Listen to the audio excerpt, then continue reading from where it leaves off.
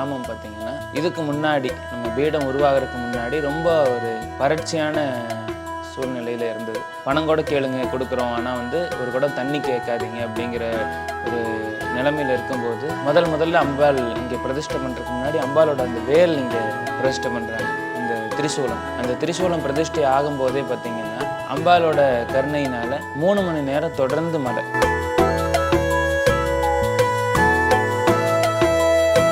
வாராகி லலிதா திரிபுர சுந்தரிக்கும் ஆகட்டும், இல்லை பிரத்திங்கராவுக்கு ஆகட்டும், எல்லாத்துக்குமே தளபதி, போர் படை தளபதி யாருன்னு பார்த்தீங்கன்னா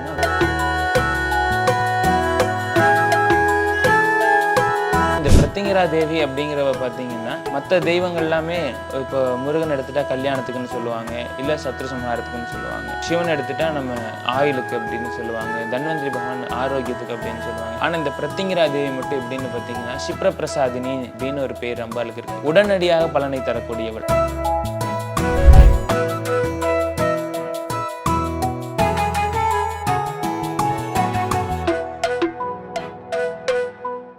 சிவாய நம்ம ரீல் ஒன் யூடியூப் நேயர்களுக்கு வணக்கம். இன்றைக்கி நம்ம எங்கே வந்திருக்கோம் அப்படின்னா பொள்ளாச்சி அருகாமையில் இருக்கும் முள்ளுப்பாடி என்கின்ற ஸ்ரீ ஐஸ்வர்யா பிரத்திங்கரா தேவி சித்தர் பீடத்துக்கு வந்திருக்கோம்.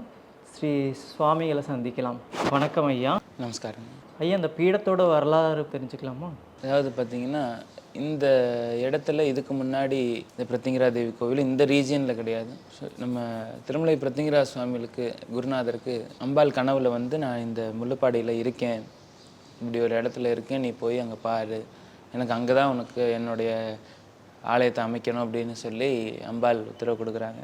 அப்போ பார்த்தீங்கன்னா நம்ம சுவாமிகள் இங்கே வர்றாரு. அதே சமயத்தில் அதுக்கு முன்னாடியே சுவாமிகளுக்கு கனவுல வர்றதுக்கு முன்னாடியே இந்த இடத்து ஓனரோட கனவுல அம்பாள் என்னோடய பையன் இங்கே வரப்போகிறான், அவனுக்கு இந்த இடத்த கொடு அப்படின்னு சொல்லி சொல்கிறாங்க. அவர் முதல் முறை அதை கவனிக்கலை, அது சரியான விதத்தில் அவர் எடுத்துக்கலை. அதுக்கப்புறம் பார்த்திங்கன்னா திரும்ப கொஞ்ச நாள் கழித்து அதே மாதிரி கனவுல அம்பாள் சொல்கிறாங்க. சொல்லும்போது பார்த்திங்கன்னா வீடெல்லாம் மஞ்சள் மனம். அப்படியே கேட்குறாரு, வீட்டுக்குள்ளே இருக்கிறவங்ககிட்ட எல்லாத்துக்கிட்டே கேட்குறாரு, எப்படி மஞ்சள் வாசனை அடிக்குது, ஏதாச்சும் மஞ்சள் அரைச்சிட்டு வந்தீங்களா, இல்லை ஏதாச்சும் கொண்டு வந்தீங்களா அப்படின்னு கேட்கும்போது இல்லை, எதுவும் இல்லை அப்படின்னு சொல்கிறாங்க அவங்க. அப்போது திரும்பவும் அந்த கனவுல அவருக்கு ஞாபகம் வருது. அப்புறம் அங்கே அவர் கோயம்புத்தூர்லேருந்து அப்படியே வர்றாரு. வரும்போது அதே சமயத்தில் சுவாமிகளும் இங்கே வர்றாரு. எப்படி என்ன விஷயம் அப்படின்னு கேட்கும்போது சுவாமிகள் சொல்கிறார், இப்படி அம்பாள் உத்தரவு கொடுத்துருக்காங்க, அதனால நம்ம கோவில் இங்கே அம்பாளுக்கு அமைக்கணும் அப்படின்னு சொல்லும்போது சுவாமி இப்படி என்னோட கனவுலையும் சொல்லியிருக்கா அம்பாள்னு சொல்லிட்டு சொல்கிறாங்க, பேசிக்கிறாங்க. அதுக்கப்புறம் திரும்ப ரெஜிஸ்டர் அம்பாலோட பேர்லேயே பண்ணி இந்த இடம் ஒரு ரெஜிஸ்டர் ஆகி அப்படியே அம்பாலோட பீடம் அமைய ஆரம்பிக்குது. அப்படியே அடுத்தடுத்து முன்னாடி ஒரு சின்ன குடிசையில் இருந்த கோவில், அப்புறம் அம்பாலோட கர்ப்பகிரகம் மட்டும், அதுக்கப்புறம் விநாயகர் சன்னதி, அது கூட குருசித்தலிங்கேஸ்வரரோட சன்னதி, தன்வந்திரி பகவானோட சன்னதி, அப்படியே உருவாகி இந்த கோவில் உருவாச்சு. ஐஸ்வர்யா பிரத்திங்கரா தேவி பெயர் வர காரணம் என்ன? அதாவது பார்த்திங்கன்னா இந்த இடம், இந்த முள்ளுப்பாடிங்கிற இந்த கிராமம் பார்த்திங்கன்னா இதுக்கு முன்னாடி நம்ம பீடம் உருவாகிறதுக்கு முன்னாடி ரொம்ப ஒரு வறட்சியான சூழ்நிலையில் இருந்தது. பணம் கூட கேளுங்க கொடுக்குறோம், ஆனால் ஒரு குடம் தண்ணி கேட்காதீங்க அப்படிங்கிற ஒரு நிலைமையில் இருக்கும்போது முதல்ல அம்பாள் இங்கே பிரதிஷ்டை பண்ணுறதுக்கு முன்னாடி அம்பாலோட அந்த வேல் இங்கே பிரதிஷ்டை பண்ணுறாங்க. அந்த திரிசூலம் பிரதிஷ்டை ஆகும்போதே பார்த்திங்கன்னா அம்பாலோட கருணையினால் 3 மணி நேரம் தொடர்ந்து மழை. அப்போ கோவில் கட்டுறதுக்கு ஆரம்பிக்கிறதுக்கு உண்டான அந்த ட்ரம் எல்லாம் வாங்கி வச்சுருக்காங்க, வாடகைக்கு பேரலெல்லாம் வாங்கி வச்சுருக்காங்க. அது எல்லாமே அந்த மழையினால் நிறையுது. அப்போது நமக்கு ஒரு வறட்சியான இடத்துல ஒரு மலைங்கிறது ஒரு ஐஸ்வர்யம் தானே.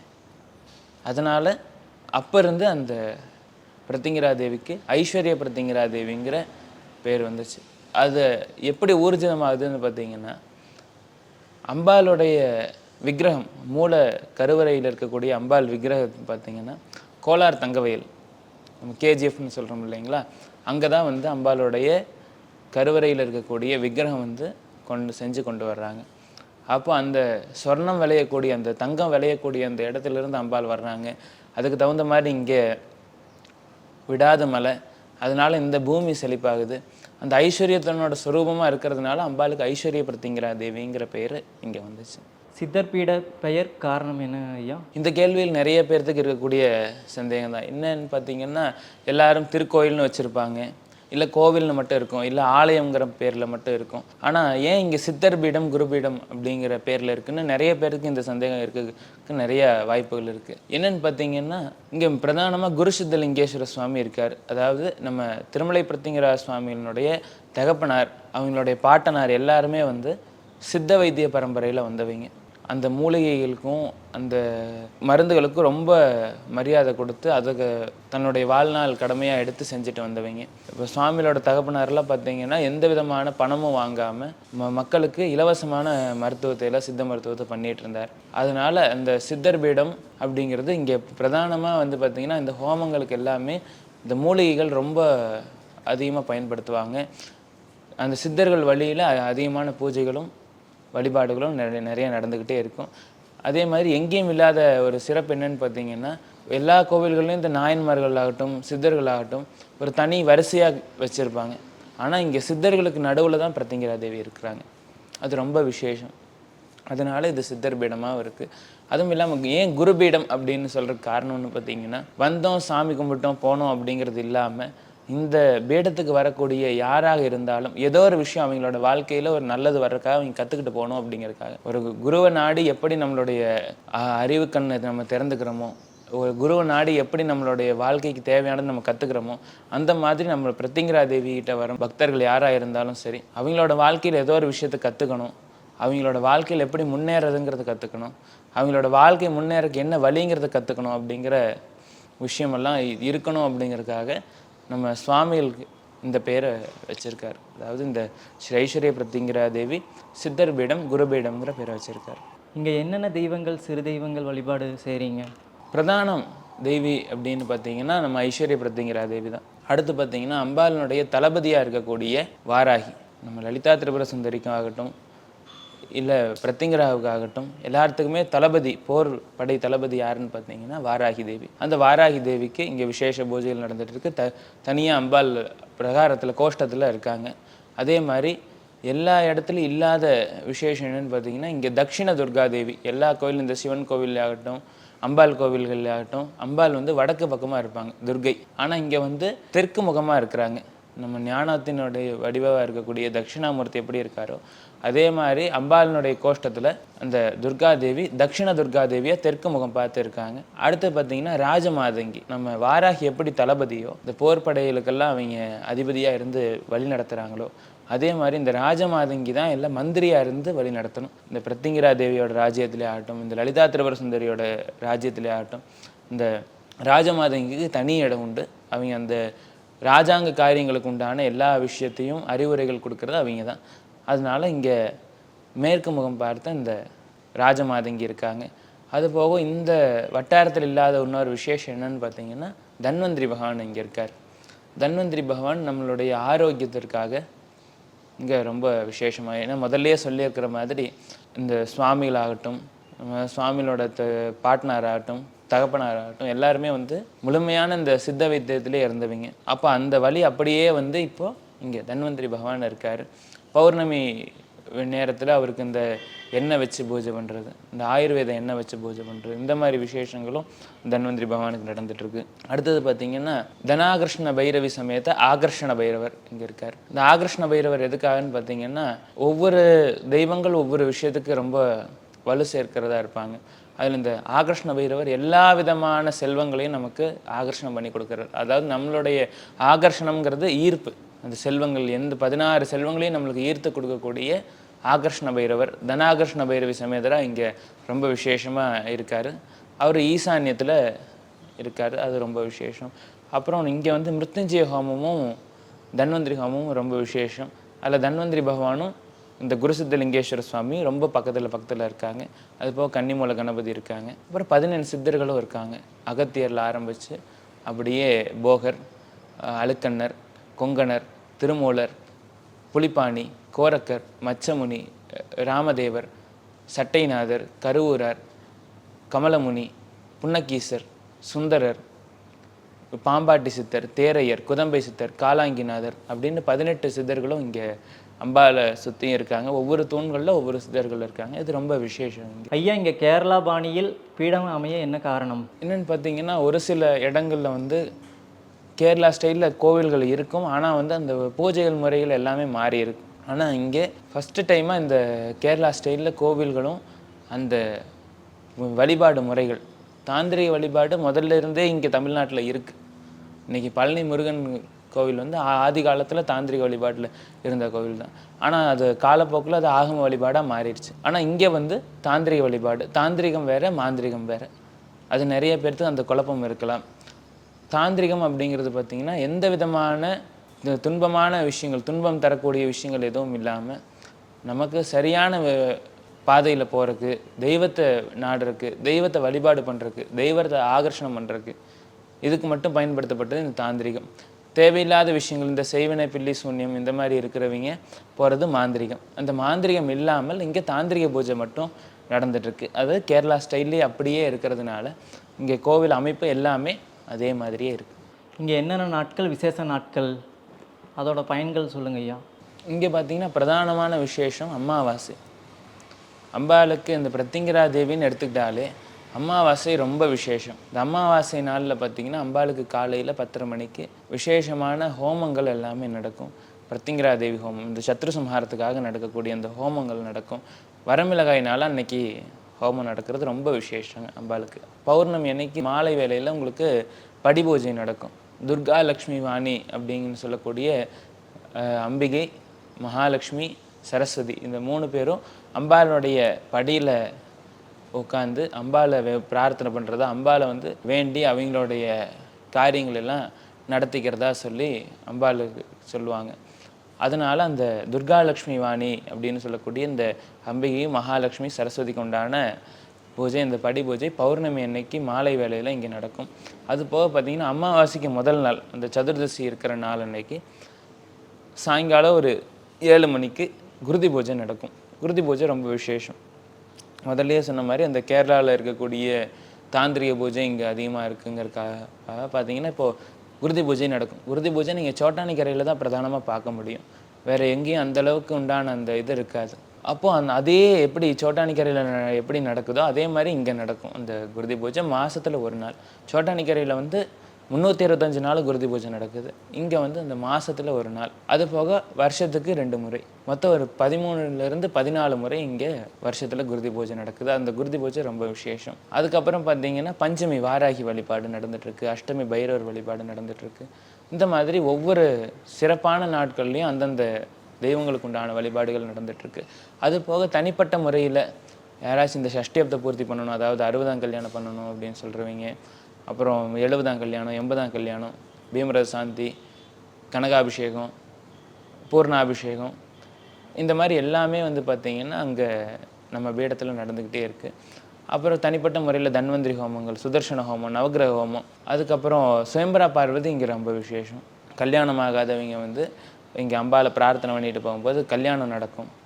இந்த மாதிரி இது வரைக்கும் கிட்டத்தட்ட பார்த்திங்கன்னா 1000 கல்யாணத்துக்கு மேலே நடந்திருக்கு. அதாவது இங்கே வந்து திருமணம் செய்து வைக்கிறது கிடையாது. இங்கே திருமணத்துக்கு உண்டான பிரார்த்தனை, அம்பாவை மனசார வேண்டிக்கிட்டு அம்பாள் முன்னாடி நின்று ஒரு சொட்டு கண்ணீரை விட்டுட்டு போகிறவங்களுக்கு அந்த திருமண காரியம் 1 வருஷத்துக்குள்ளே இங்கே கை கொடுங்கிறது சத்தியம். அதனால் இங்கே திருமணத்துக்கு ரொம்ப விசேஷம். புத்திர சந்தான பாக்கியத்துக்கு ரொம்ப விசேஷம். இங்கே வர்றவங்களுக்கு பார்த்திங்கன்னா கிட்டத்தட்ட ஒரு அடுத்த வாரம் ரிட்டையர்மெண்ட், இந்த வாரம் குழந்தை அவங்க, அந்த மாதிரியெல்லாம் நிறைய விஷயங்கள் அம்பாள் நடத்திக்கிட்டே தான் இருப்போம். இப்படி ஒவ்வொரு நேரத்துலையும் ஒவ்வொன்றும் அம்பாள் செஞ்சுக்கிட்டே இருக்கிறதுனால அம்பாளுக்கு இங்கே வரக்கூடிய பக்தர்கள் நல்லபடியாக பிரார்த்தனை பண்ணிவிட்டு அவங்களோட வாழ்க்கையில் நல்லபடியாக வந்துக்கிட்டு இருக்காங்க. ஐயா, அமாவாசை, பௌர்ணமி அதோட பயன்கள் இங்கே என்னென்ன சிறப்பு? அமாவாசை பிரதானமான விஷயம் என்னன்னு பார்த்தீங்கன்னா சத்ரு சம்ஹாரம். அதாவது நமக்கு எத்தனையோ விதமான எதிரிகள், நமக்கு கண்ணுக்கு முன்னாடி தெரிகிற எதிரிகளாக இருக்கலாம், இல்லை கண்ணுக்கு தெரியாத எதிரிகளாக இருக்கலாம்.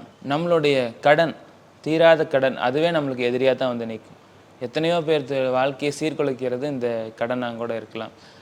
அந்த மாதிரி நம்மளுக்கு மறைமுகமான எதிரிகளாக இருந்தாலும் சரி, நேரடியான எதிரிகளாக இருந்தாலும் சரி, எல்லாத்தையும் வந்து மாற்றி நம்மளுக்கு உண்டான அனுகிரகத்தை கொடுக்கறது இந்த அமாவாசை. எத்தனை இடத்துல போய் இந்த பில்லி சூன்யங்கள் இந்த மாதிரி வச்சுருந்தாலும் இந்த அமாவாசை அன்னைக்கு அம்பாவை வழிபாடு பண்ணுறதுனால அந்த பிரச்சனைகள் எல்லாமே தீருங்கிறது சத்தியம். அப்போ இந்த பிரத்திங்கரா தேவி அப்படிங்கிறவ பார்த்தீங்கன்னா மற்ற தெய்வங்கள் எல்லாமே இப்போ முருகன் எடுத்துட்டா கல்யாணத்துக்குன்னு சொல்லுவாங்க, இல்லை சத்ரு சம்ஹாரத்துக்குன்னு சொல்லுவாங்க. சிவன் எடுத்துட்டா நம்ம ஆயுளுக்கு அப்படின்னு சொல்லுவாங்க, தன்வந்திரி பகவான் ஆரோக்கியத்துக்கு அப்படின்னு சொல்லுவாங்க. ஆனால் இந்த பிரத்திங்கரா தேவி மட்டும் எப்படின்னு பார்த்தீங்கன்னா சிப்ரபிரசாதினி அப்படின்னு ஒரு பேர் அம்பாளுக்கு இருக்குது. உடனடியாக பலனை தரக்கூடியவள், அவ்வியாச்ச கருணாமூர்த்தி, அபரிவிதமான கருணையை உடையவள். நம்ம குருநாதர் அடிக்கடி சொல்லிக்கிட்டே இருப்பார் இந்த அவ்வியாச்ச கருணாமூர்த்தி அப்படிங்கிற பேரை. அதனால் அந்த அபரிவிதமான கருணை இருக்கக்கூடிய அந்த பிரத்திங்கரா தேவிகிட்ட நீங்கள் இதுதான் கேட்கணும்னு கிடையாது. நீங்கள் எந்த விதமான கோரிக்கையை இந்த அமாவாசை அன்னைக்கு வச்சிங்கனாலும், அமாவாசை அன்னைக்கு அந்த ஹோமம் நடக்கும்போது அம்பாளை நான் வந்து பார்க்குறேன், அம்பாளை நான் வந்து வழிபாடு பண்ணுறேன் அப்படின்னு சொன்னீங்கன்னா தாராளமாக உங்களுக்கு என்னென்ன காரியம் இருக்கோ அந்த தடையை முதல்ல உடச்சி கொடுத்துருவா. பிரதானமாக அமாவாசை அன்னைக்கு ஒரு வழிபாடு நம்ம பண்ணுறோம் அப்படின்னா அதோட பலன் வந்து தடைகள் உடையும் முதல் விஷயம். அதுக்கப்புறம் நம்மளுடைய திருஷ்டிகள், நமக்கு வரக்கூடிய உபாதைகள், நமக்கு இருக்கக்கூடிய கடன், நமக்கு இருக்கக்கூடிய எதிரிகள், இந்த விஷயங்கள்லாம் மாறி நம்மளுக்கு அடுத்து வாழ்க்கையில் என்ன தேவையோ, நம்ம புத்திர சந்தான பாக்கியமாக இருக்கட்டும், நம்மளோட தொழில் வளமாக இருக்கட்டும், நம்மளுடைய மாங்கல்ய பாக்கியமாக இருக்கட்டும், இந்த மாதிரி நிறைய விஷயங்கள் அம்பாள் நடத்தி கொடுத்துட்டே இருக்கா. இது அமாவாசையோட விசேஷம். பௌர்ணமி அன்னைக்கு பார்த்தீங்கன்னா நடக்கக்கூடிய இந்த படி பூஜையில் அம்பாளுக்கு பிரதானமான வேண்டுதல் இந்த புத்திர சந்தான பாக்கியத்துக்காக இருக்கும். இந்த குழந்தை இல்லாதவங்க வந்து அன்னைக்கு படி பூஜை நடக்கும்போது படியில் மண்டை வெல்லம் வச்சு வேண்டிக்குவாங்க. மண்டை வெல்லங்கிறது அந்த உருண்டை வெல்லம், உடையாத வெல்லம் வாங்கிட்டு வந்து வச்சு அம்பாளை பிரார்த்தனை பண்ணிட்டு போகிறது ரொம்ப விசேஷம். அன்னைக்கு வந்து மஞ்சள் குங்குமம் வச்சு அம்பாளுக்கு இந்த மாங்கல்ய பிச்சை கொடுமா அப்படின்னு சொல்லி கேட்குறது ரொம்ப விசேஷம். இந்த படி பூஜையே பார்த்திங்கன்னா அனுஷ்யா தேவி அப்படின்னு சொல்லி கேள்விப்பட்டிருப்போம். அந்த அனுஷ்யா தேவிங்கிறவ பார்த்திங்கன்னா அதிகப்படியான பதிவிரதை, அதாவது தன்னுடைய கணவன் மேலே இருக்கக்கூடிய அதீத பக்தி, அதுக்கு வந்து ரொம்ப விசேஷம் இந்த அனுஷ்யா தேவி. அப்போ வந்து துர்கா, லக்ஷ்மி, சரஸ்வதி 3 பேர்த்துக்குமே தன்னுடைய மனசில் என்ன அப்படின்னு பார்த்தீங்கன்னா நம்ம தான் வந்து நம்ம பதிவிரதையாக இருக்கோம், நம்ம கணவன்கள் மேலே தான் நம்ம வந்து அன்பு அதிகமாக செலுத்துகிறோம், அவங்க மேலே பக்தி அதிகமாக செலுத்துகிறோம் அப்படிங்கிற ஒரு கர்வம் இருந்துச்சு. அதை உடைக்கிற விதமாக என்ன பண்ணுறான்னு பார்த்தீங்கன்னா இந்த சிவனும் விஷ்ணுவும் பிரம்மா 3 பேரும் சேர்ந்து ஒரு விஷயம் பண்ணலான்னு முடிவு எடுக்கிறாங்க. அது என்னன்னு பார்த்தீங்கன்னா உங்களை விட அதிகமான பதிவிரதை யாருன்னு பார்த்தீங்கன்னா இந்த அனுஷ்யா தேவி தான். அதனால் பாருங்கள் நாங்களே காட்டுறோம் அப்படின்னு சொல்லிட்டு பூலோகத்துக்கு வர்றாங்க. பூலோகத்துக்கு வரும்போது இந்த மகரிஷியனோட ஆசிரமத்தில் அந்த அனுஷ்யா தேவி இருக்காங்க. அவங்களுடைய வழக்கம் என்னென்னு பார்த்தீங்கன்னா யார் எப்படி வந்தாலும் சரி, அவங்க ஒரு சாதுக்கள் வந்தால் அவங்களுடைய என்ன விருப்பமோ, அவங்க என்ன கேட்குறாங்களோ, அவங்க எப்படி கேட்குறாங்களோ அப்படி கொடுத்து அவங்கள உபசரித்து அதுக்கப்புறம் அவங்களுக்கு உணவு கொடுத்துட்டு அதுக்கப்புறம் அவங்க சாப்பிட்றது அவங்களோட வழக்கம். அப்படி இருக்கும்போது இவங்க 3 பேரும் இந்த சிவன், விஷ்ணு, பிரம்மா 3 பேரும் ஒரு முனிவர்களுடைய வேஷத்தில் வந்து அந்த அனுஷ்யா தேவிகிட்ட கேட்குறாங்க, எங்களுக்கு வந்து உணவு கொடுங்க அப்படின்னு சொல்லி. அப்போது வந்து நிற்கும்போது சரி வாங்கன்னு சொல்லி அம்பாலும் உணவு கொடுக்க போகிறாங்க அந்த அனுஷ்யா தேவியும். அப்போது உணவு கொடுக்க போகும்போது நீ இப்படி கொடுத்தா நாங்கள் சாப்பிட மாட்டோம், நீ பிறக்கும்போது நீ எப்படி இருந்தியோ அப்படியே நீ எனக்கு உணவு கொடுத்தா மட்டும்தான் நாங்கள் சாப்பிடுவோம்னு சொல்லி 3 பேருமே சொல்லிடுறாங்க. சொன்ன உடனே எந்த ஒரு பெண்ணுக்குமே அது தாங்க முடியாத விஷயம். அதனால் என்ன பண்ணுறான்னு பார்த்தீங்கன்னா தன்னுடைய கணவனை நினச்சிக்கிட்டு அந்த தீர்த்தத்தை எடுத்து அவங்க 3 பேர்த்து மேலேயே தெளிக்கிறார். தெளித்த உடனே அந்த 3 பேரும் குழந்தையாக மாறிடுறாங்க. அதுக்கப்புறம் அவங்க தாயாக இருந்து தாய்ப்பால் கொடுக்குறா அனுஷ்யா தேவி. அப்போது தன்னுடைய கணவன்கள் திரும்ப வேணும் அப்படின்னு சொல்லிட்டு பார்வதியும் மகாலட்சுமியும் சரஸ்வதியும் அம்பாள் அனுஷ்யா தேவியினுடைய படியில் முன்னாடி விளக்கு வச்சு அம்பாளை பிரார்த்தனை பண்ணுறாங்க. எங்களுக்கு உங்களுடைய நடையை தரங்க, எங்களுக்கு உங்களுடைய கருணையை கொடுங்க, எங்களுடைய கணவன்களை எங்களுக்கு மீட்டு கொடுங்க அப்படின்னு சொல்லி அம்பாள் கிட்ட வர்றாங்க. அப்போது 3 பேரும் பார்த்தீங்கன்னா அந்த 3 குழந்தைகளும், ஒரு குழந்தை புலித்தோல் சுற்றிட்டு படுத்திருக்கு, இன்னொரு குழந்தை பார்த்தீங்கன்னா 4 முகத்தோடு படுத்திருக்கு, இன்னொரு குழந்தை நீல நிறத்தில் படுத்திருக்கு. அப்படி பார்க்கும்போது அப்போ வந்து இவங்க சிவன், விஷ்ணு, பிரம்மா தான் அப்படின்னு சொல்லிட்டு கதவு திறந்துட்டு இவங்களுக்கு ஆசீர்வாதம் பண்ணிட்டு அப்போ அந்த ஆதிசக்தியாக இருக்கக்கூடிய அனுஷ்யா தேவி இந்த பிரத்திங்கரா தேவி அப்படின்னு சொல்லி நம்ம இங்கே அந்த துர்கா, லக்ஷ்மி, வாணி 3 பேரும் படியில் இருக்கிறதாகவும் உள்ள அம்பாள் ஆதிசக்தியாக இருக்கிறதாகவும் அந்த 3 பேரும் பிரார்த்தனை பண்ணுறதாகவும் நம்ம இந்த பூஜைகள், இந்த படி பூஜை நடக்குது. அப்போ இந்த மாங்கல்ய பிக்ஷை வேணும், நம்மளுக்கு கல்யாணம் ஆகணும், இல்லை நம்மளோட கணவனுக்கு ஆயுள் வேணும், நம்மளுக்கு புத்திர சந்தான பாக்கியம் வேணும், இப்படி இருக்கிறவங்களாம் அந்த நாளில் வழிபாடு பண்ணுறது ரொம்ப விசேஷம். ஏன்னா நம்ம பொதுவாகவே பார்த்தீங்கன்னா ஒரு 10 பேர்த்துக்கு ஏதோ ஒரு விஷயம் கொடுத்துட்ருக்காங்க அப்படின்னா 10ஓட 11 நம்மளும் போய் கை நீட்டிக்கிறது எப்போவும் இருக்கிற பழக்கம் தானே. அப்போது அந்த 3 பேரும் அம்பாளை வழிபாடு பண்ணுற நேரத்தில், அந்த துர்காலட்சுமி வாணி அம்பாளை வழிபாடு பண்ணுற நேரத்தில் நம்மளும் அம்பாளை வழிபாடு பண்ணும்போது அவங்களுக்கு என்ன பலன் கிடைச்சதோ அந்த பலன் நம்மளுக்கும் கிடைக்கும். அப்படிங்கிறதுனால நம்ம அந்த பௌர்ணமி வழிபாடு ரொம்ப விசேஷம். அந்த நேரத்தில் நம்ம பிரார்த்தனை பண்ணிக்கிட்டு மகாலட்சுமிக்கு பூஜை நடக்குது, மகா சரஸ்வதிக்கு பூஜை நடக்குது, துர்கா பரமேஸ்வரிக்கு பூஜை நடக்குது. அதனால நம்ம என்ன காரியம் கேட்டாலும், இந்த தொழில் அபிவிருத்தி ஆகணும், தொழிலில் இருக்கக்கூடிய தடைகள் நீங்கணும், நம்ம குபேரதன ஆகர்ஷணம் கிடைக்கணும், இந்த மாதிரி என்னைக்கு நம்ம வேண்டுதல்கள் இருந்தாலும் அந்த சமயத்தில் நிறைவேறும். இதுதான் இந்த அமாவாசை பௌர்ணமிக்கு உண்டான விஷயங்கள். ஐயா, குருதி பூஜை அதோட பயன்கள் என்னென்ன? முதல்லயே சொல்லியிருந்த மாதிரி பார்த்தீங்கன்னா, இங்கே அதிகப்படியான வழிபாடுகள் தாந்திரிக வழிபாடுகள் தான். நம்ம திருமலை பிருத்திங்கராஜ சுவாமிகள் பார்த்தீங்கன்னா முதல்ல ஃபஸ்ட்டு படித்தது வந்து கொல்லூர் மூகாம்பிகை, அங்கே தான் ஃபஸ்ட்டு படிக்கிறார். அதுக்கப்புறம் 2வது தாந்திரிக பூஜை படித்தது வந்து பார்த்திங்கன்னா சோட்டானிக்கரையில். அதுக்கப்புறம் விஷ்ணு நம்பூதிரியின் அப்படின்னு சொல்லக்கூடிய சுவாமிகள்கிட்ட. இப்படி 3 இடத்துல தான் பிரதானமாக அவர் வந்து படித்தது, அந்த பூஜைகள் மற்ற விஷயங்கள் எல்லாமே. அப்போது அம்பாளை பிரார்த்தனை பண்ணிட்டு சோட்டானிக்கரையில் இன்றைக்கும் ஒவ்வொரு நாளும் நடக்கக்கூடிய குருதி பூஜையில் இன்னைக்கு முதல்ல வந்து 8:45க்கு நடத்திட்டு இருந்தாங்க. இப்போ வந்து 8:30 மணிக்கு நடக்குது சோட்டானிக்கரையில் குருதி பூஜை. அந்த சமயத்தில் இருக்கக்கூடிய அந்த தேவி, இந்த கீழ்காவு பகவதின்னு சொல்லுவாங்க. அந்த கீழ்காவு பகவதி பார்த்திங்கன்னா பிரத்திங்கரா தேவியினுடைய சங்கல்பத்தில் இருக்கா அப்படிங்கிறது சத்தியம்.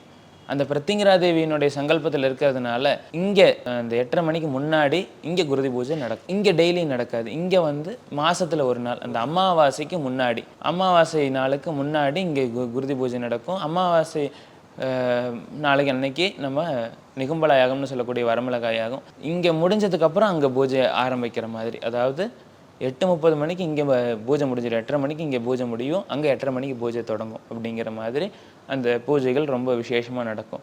இந்த குருதி பூஜை பார்த்திங்கன்னா நம்மளுக்கு முதல்லையே சொன்ன மாதிரி இந்த அமாவாசையில் எப்படி நம்ம எதிரிகள் தொல்லை இருக்கிறது, செய்வினை பில்லி சூன்யம், ஏவல் இருக்கிறது, கண் திருஷ்டி இருக்கிறது, நமக்கு உண்டான தடைகள் இருக்கிறது எப்படி விலகுதோ அதே மாதிரி தான் பார்த்திங்கன்னா இந்த குருதி பூஜைக்கு உண்டான சிறப்பும் அதே தான். சண்டி ஹோமம் அதோட பயன்கள் என்னென்ன சிறப்பு? இங்கே சண்டி ஹோமம் ரொம்ப விசேஷம். இந்த வருஷத்தில் ஒவ்வொரு மாதமும் ஒவ்வொரு விசேஷம்னு சொல்லுவாங்க. இங்கே வருஷத்தில் ஒரு முறை இந்த மே மாத தொடக்கத்தில் பார்த்திங்கன்னா முதல் வாரம் இங்கே சண்டி ஹோமம் ரொம்ப விசேஷமாக நடக்கும்.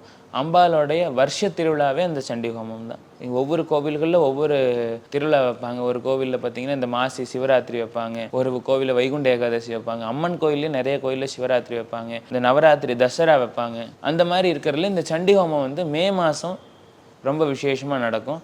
மே மாதம் முதல் வாரத்தில் இந்த 13 அத்தியாயங்கள்னு சொல்லுவாங்க. தேவி மகாத்மியங்கிற பாடத்தில் 13 அத்தியாயங்கள், அதாவது 13 பிரிவு, 13 லெசன் இருக்கும், 700 ஸ்லோகங்கள்.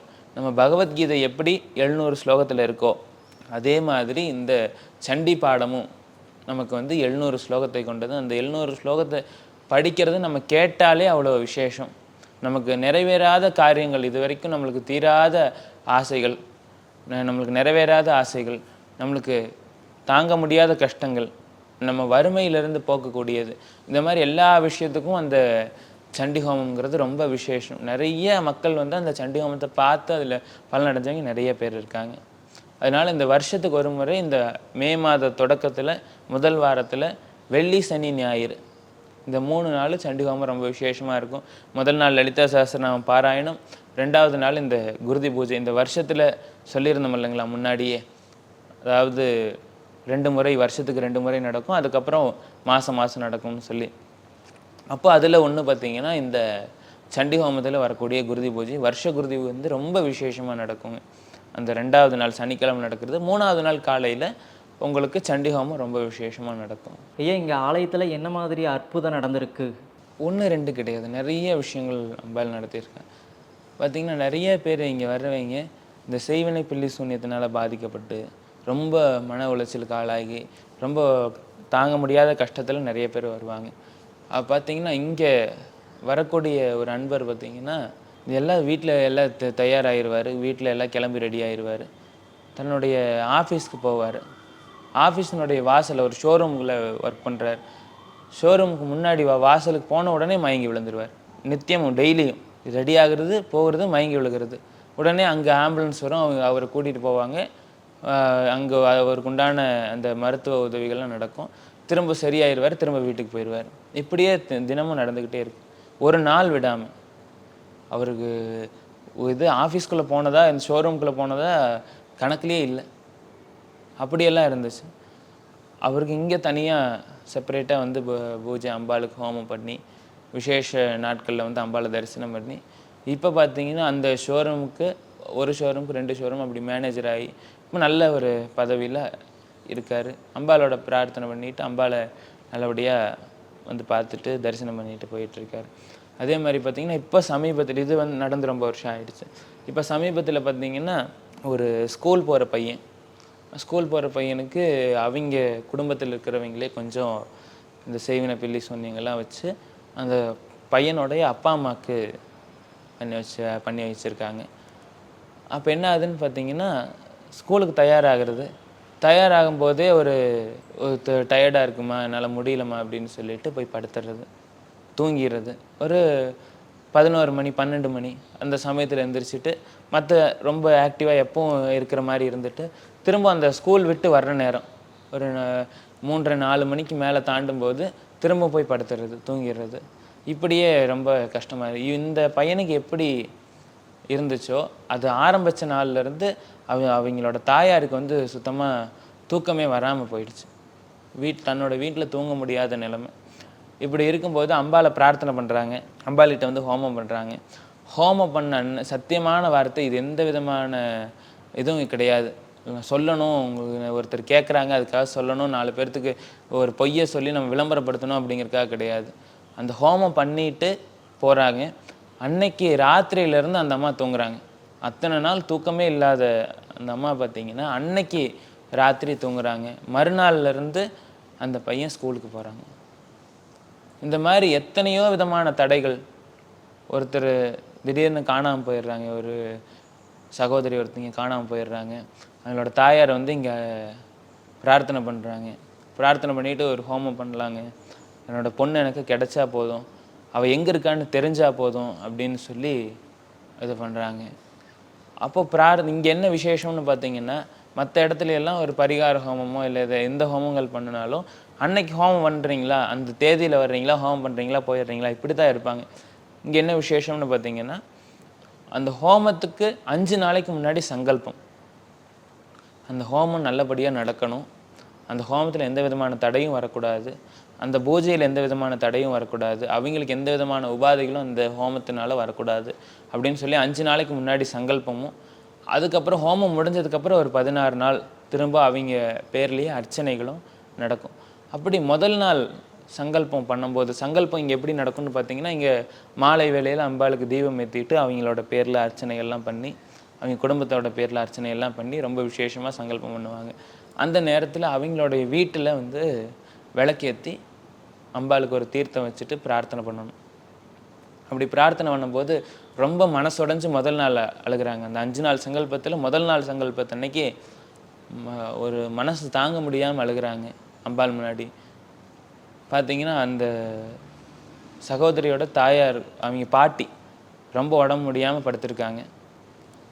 அதே சமயத்தில் அவங்களையும் இந்த பொண்ணையும் நினச்சி ரொம்ப ஏங்கி அழுகிறாங்க. மறுநாள் பார்த்தீங்கன்னா அந்த சகோதரியோட தாயாருக்கு முன்னாடி அவங்க பாட்டி வந்து உட்காந்துருக்காங்க. யாரை உடம்பு சரியில்லாமல் படுத்திருந்தாங்களோ, எந்திரிக்கவே முடியாமல் இருந்தாங்களோ, அவங்க முன்னாடியே தயாராகி வந்து அந்த பூஜையில் அந்த சரியாக 6 மணிக்கு நம்ம சங்கல்பம் பண்ணிகிட்ருக்காங்களே, கோவிலில் பூஜை நடந்துகிட்ருக்கே, நம்ம பிரார்த்தனை பண்ணணுமேன்னு சொல்லி அவங்க வந்து உட்காந்துருக்காங்க. ரொம்ப சந்தோஷமாக இவங்களும் சேர்ந்து 2 பேருமா பிரார்த்தனை பண்ணுறாங்க. அப்படி அந்த 2வது நாள் ரொம்ப சந்தோஷமாக 2 பேருமே உட்காந்து பிரார்த்தனை பண்ணுறாங்க. 3வது நாள் பார்த்தீங்கன்னா அந்த சகோதரியோட ஃப்ரெண்டுக்கிட்டேருந்து ஃபோன் வருது. அம்மா இவ இங்கே தான் இருக்கா, இப்படி இருக்கா, இந்த மாதிரி இருக்கா அப்படின்னு சொல்லி ஃபோன் வருது. அது கேட்டு ரொம்ப சந்தோஷப்படுறாங்க. 4வது நாள் அந்த சகோதரி ஃபோன் பண்ணி நான் இங்கே தான்மா இருக்கேன், நான் இந்த சுச்சுவேஷனில் தான் இருக்கேன் அப்படின்னு சொல்லி இது பண்ணுறாங்க. அப்போது இவங்க சொல்கிறாங்க, உனக்காகத்தான் ஹோமம் நடக்க போகுது, நாளைக்கு ஹோமம் நடக்குது, நீ நல்லபடியாக பிரார்த்தனை பண்ணிக்கோ, வந்து அம்பாவை பாரு அப்படின்னு சொல்லி சொல்கிறாங்க. இதெல்லாம் அவன் நடத்துகிற அதிசயங்கள் தானே. நம்ம என்னதான் நம்ம ஒரு விஷயம் பிரார்த்தனை பண்ணாலும், நம்ம ஒரு வழிபாடு நடத்தினாலும் அதற்குண்டான பலன் யார் கொடுக்கணும்னு பார்த்தீங்கன்னா அந்த தேவி தான் கொடுக்கணும். அந்த ஐஸ்வர்ய பிரத்திங்கிரா தேவி தான் நமக்கு எல்லா விதமான பலனையும் கொடுக்கணும். அப்படிங்கிறதுனால நல்லபடியாக பிரார்த்தனை பண்ணுவோம். ஐயா, பிரத்யங்கரா தேவி வழிபாடு நம்ம வீட்டில் செய்யலாமா? நிறைய பேர்த்துக்கு இந்த சந்தேகங்கள் இருக்கிறது தான். தாராளமாக பண்ணலாம். என்ன ரீசன் அப்படின்னு பார்த்தீங்கன்னா, இந்த பிரத்யங்கரா தேவிங்கிறவ ஆதிசக்தி. இந்த நாள் அப்படின்னு நம்ம பண்ண வேண்டியதில்லை. நம்ம தாராளமாக எல்லா நாளுமே நம்ம வழிபாடு பண்ணலாம். நம்ம காலையிலையும் மாலையிலையும் விளக்கேற்றுறது ரொம்ப விசேஷம். அதில் குறைஞ்சபட்சம் முடியாதவங்க மாலை ஒரு வேளையினாச்சும் விளக்கேற்றிட்டு இந்த பிரத்யங்கரா தேவி வழிபாடு பண்ணுறது ரொம்ப விசேஷம். இல்லை அப்படி பண்ண முடியல அப்படிங்கிறவங்க, நித்தியமும் பண்ண முடியல அப்படிங்கிறவங்க வெள்ளிக்கிழமை, செவ்வாய்க்கிழமை, ஞாயிற்றுக்கிழமை இந்த மாதிரி நாட்களில் பண்ணலாம். அப்படியும் முடியாதவங்க அமாவாசை, பௌர்ணமிகளில் வழிபாடு பண்ணலாம். கோவிலுக்கு வர முடிஞ்சவங்க தாராளமாக கோவிலில் வந்து வழிபாடு பண்ணலாம். இல்லை முடியாது, இந்த மாதம் போக முடியல, அங்கே கோயிலுக்கு போக முடியல அப்படிங்கிற பட்சத்தில் நம்ம தாராளமாக வீட்டில் இருந்தே வழிபாடு பண்ணிக்கிறோம். இந்த பிரத்யங்கரா தேவிக்கு 4 நட்சத்திரங்கிறது அப்பாற்பட்டவர். இந்த எல்லாத்துக்கும் கடந்து வந்தவர் தான் பிரத்யங்கரா. அதனால் நமக்கு இந்த நாளில் தான் வழிபாடு பண்ணணும் அப்படிங்கிறது கிடையாது. எப்போ வேணாலும் அம்பாளை கூப்பிடலாம். எப்போ நீங்கள் உங்களுக்கு மனசு கவலையாக இருக்குது, என்னால் முடியல அப்படிங்கிற ஒரு எண்ணம் வரும்போது நீங்கள் அம்பாளை கூப்பிட்டிங்கன்னா உடனே வந்து நிற்கக்கூடியவள் யாருன்னு பார்த்தீங்கன்னா இந்த பிரத்யங்கரா தேவி. நீங்கள் எப்போ வேணாலும் வழிபாடு பண்ணலாம். ஆனால் விசேஷமான நாளுங்கிறது இந்த அமாவாசை, பௌர்ணமி இந்த நாட்களில் வழிபாடு பண்ணலாம். ஐயா, நமக்கு ஒருத்தவங்க செய்வனை வைக்கிறாங்க, திரும்ப நாம் அதை செஞ்சால் அது நமக்கு பாவக்கணக்காக வருமா?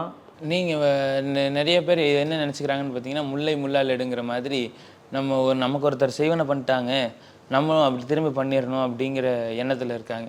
அது எப்படி உங்களுக்கு சரியான விதமாக இருக்கும்? ஒருத்தர் நமக்காக தீமை இப்போ நடக்குது அப்படின்னா, நம்ம மேலே ஒருத்தருக்கு தேவையில்லாத விஷயங்கள் செய்கிறாங்க அப்படின்னா, நம்ம திரும்பவும் செஞ்சால் அவங்களுக்கும் நம்மளுக்கும் என்ன வித்தியாசம்? நம்ம தெய்வத்துக்கிட்ட கேட்க வேண்டிய ஒரே விஷயம், நிறைய பேர் செய்யக்கூடிய தப்பு என்னன்னு பார்த்தீங்கன்னா, கோயிலில் வாசலில் வந்து நின்றுட்டு அவன் அப்படி போகணும், இவன் இப்படி போகணும், என்னை ஏமாற்றிட்டான், என்கிட்ட பணத்தை வாங்கிட்டு ஏமாற்றிட்டான், எனக்கு இப்படி செய்வனை பண்ணிட்டான், அவன் அப்படி நல்லா இருக்கக்கூடாது, அவன் அப்படி போகணும் இப்படி போகணும், இந்த மாதிரி வேண்டுதல்கள் தான் நிறைய பேர் வச்சுட்ருக்காங்க.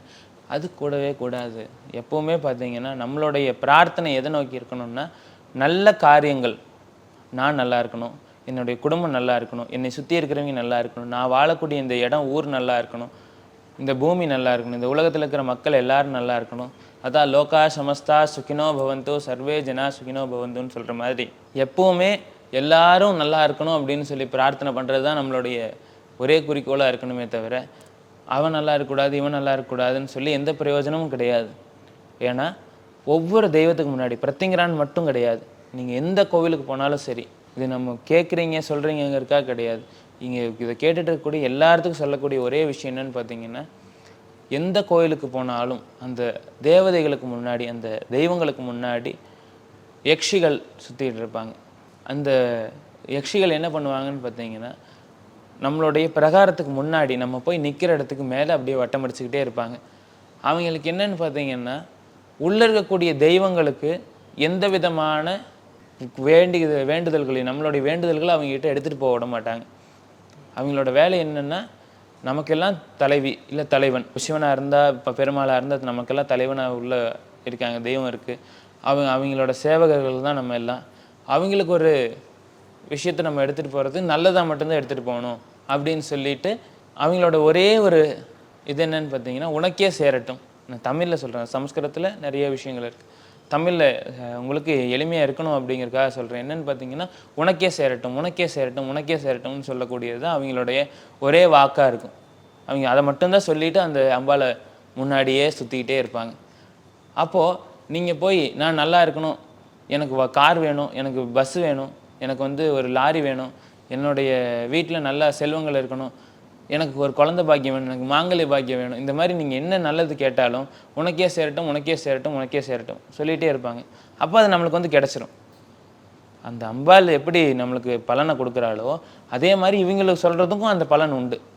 அப்போது உனக்கே சேரட்டும்னு சொல்லும்போது என்ன ஆகுதுங்க, நம்மளுக்கு அந்த கார் கிடைக்கும், நமக்கு அந்த வீடு கிடைக்கும், நம்ம மாங்கல்ய பாக்கியம் கிடைக்கும், புத்திர பாக்கியம் கிடைக்கும், தொழில் கிடைக்கும், நம்ம என்ன கேட்குறோமோ அது கிடைக்கும். ஒருத்தர் நல்லா இருக்கக்கூடாது அப்படின்னு சொல்லி வேண்டும்னு ஒரு எக்ஸாம்பிளுக்கு வச்சுங்களேன், உனக்கே சேரட்டும்னு சொன்னால் அது என்ன நடக்கும் அங்கே? நம்ம அங்கே யோசிக்கவே முடியாது. அவங்களுக்கு நீ இதுதான் கேட்குறீங்கலாம் கணக்கே கிடையாது. அவங்க சொல்லக்கூடிய ஒரு வார்த்தை உனக்கே சேரட்டும். நீ நல்லது நினச்சாலும் உனக்கு தான், நீ கெட்டது நினச்சாலும் உனக்கு தான்.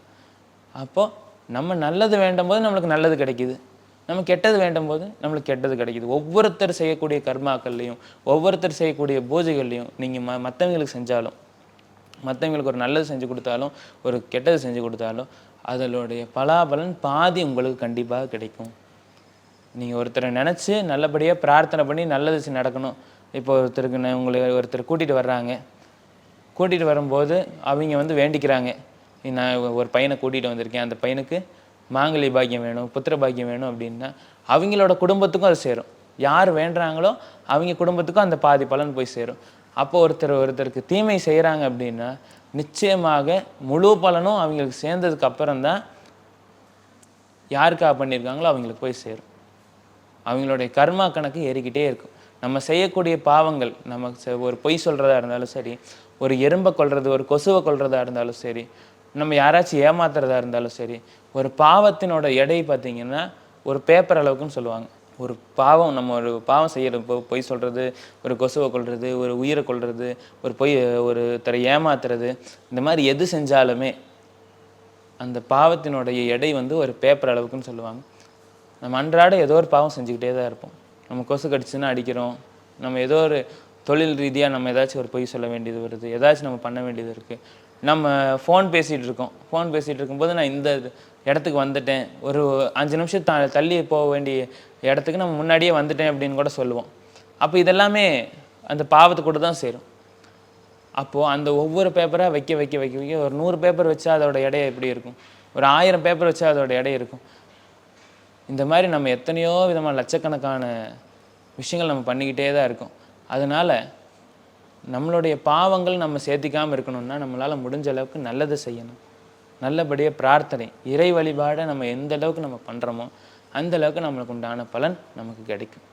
அதனால் நல்லபடியாக பிரார்த்தனை பண்ணட்டும். வரக்கூடிய மக்கள் யாராக இருந்தாலும் சரி, பிரத்திங்கிறான் மட்டும் கிடையாது, ஒரே ஒரு விஷயம் எல்லாத்துக்கும் சொல்ல வேண்டிய கட்டாயத்தில் என்னன்னு பார்த்தீங்கன்னா, பிரத்திங்கிறான் மட்டும் கிடையாது, யாரும் சொல்லாத விஷயத்த ஒரே ஒரு விஷயத்த சொல்லிடுறேன். பிரத்திங்கிறான் மட்டும் கிடையாது, நீங்கள் எந்த தெய்வத்தை வழிபாடு பண்ணாலும் சரி, அது வாராகியாக இருந்தாலும் சரி, முருகனாக இருந்தாலும் சரி, விநாயகராக இருந்தாலும் சரி, சிவனாக இருந்தாலும் சரி, பெருமாளாக இருந்தாலும் சரி, எந்த தெய்வமாக இருந்தாலும் சரி, நீங்கள் பிரார்த்தனை அந்த தெய்வத்து மேலே மட்டும் வைக்கணும். எல்லாரும் வாங்க பிரத்திங்கரா தேவி கோயிலுக்கு மட்டும் வாங்க, பிரத்திங்கரா தேவி தான் தெய்வம், அங்கே தான் வழிபாடு பண்ணணும்னு சொல்லவே கிடையாது. நீங்கள் செய்யக்கூடிய ஒரே ஒரு விஷயம் என்னென்னு பார்த்தீங்கன்னா, நல்லபடியாக ஒரு தெய்வத்து மேலே நம்பிக்கை.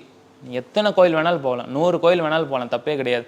ஆனால் ஒரு தெய்வம், ஒரு முச்சந்தியில் ஒரு பிள்ளையார் இருக்கார், அவர் தான் என்னை காப்பாற்றுவாருன்னு உங்கள் மனசில் பட்டுச்சுன்னா அந்த தெய்வத்தை மட்டும் நீங்கள் நல்லபடியாக பிரார்த்தனை பண்ணிக்கிங்க. உங்களுடைய வேண்டுதல்களை அவங்ககிட்ட பூர்ணமாக செலுத்துங்க, முழுக்க செலுத்துங்க. உங்களோட குலதெய்வத்தை கூட வச்சுக்கோங்க, உங்கள் குலதெய்வத்தை நல்லபடியாக பிரார்த்தனை பண்ணிக்கங்க. அப்போ இதனால் என்ன ஆகுன்னு பார்த்தீங்கன்னா, உங்களுக்கு நடக்கக்கூடிய எல்லா விதமான காரியங்களும் நல்லபடியாக நடக்கும். எல்லாரும் வழிபாடு பண்ணணும், எல்லா கோவில்களுக்கும் போகணும், எல்லாரும் நல்லபடியாக இருக்கணும் அப்படிங்கிற ஒரே ஒரு நோக்கம் மட்டும்தானே தவிர எந்த விதமான இந்த கமர்ஷியலாக போகணும், அதை பண்ணணும், இதை பண்ணணுங்கிற எண்ணம் கிடையாது. நல்லபடியாக பிரார்த்தனை பண்ணுங்கள், அதுக்குண்டான பலன் உங்களுக்கு நிச்சயமாக கிடைக்கும். ஸ்ரீ மாத்ரே நமஹ, ஸ்ரீ குருப்யோ நமஹ.